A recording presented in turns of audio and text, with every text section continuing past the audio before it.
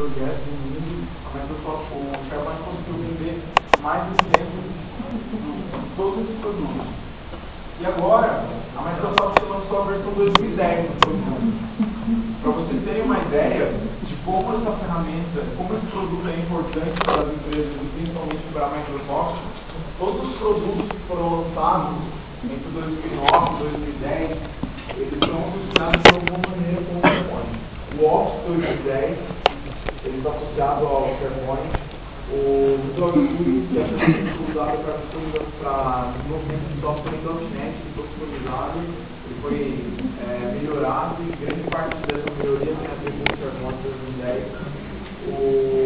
O Azure também. São vários produtos da Microsoft, com foco agora em 2010, eles têm algumas ferramentas com o SharePoint, porque realmente é uma ferramenta que a Microsoft tenta melhorar sempre, porque é uma ferramenta que é muito fácil. Bom, e algumas das empresas usam o SharePoint hoje. Essas são algumas das empresas, tá? O SharePoint não foi feito para pequena e média empresa.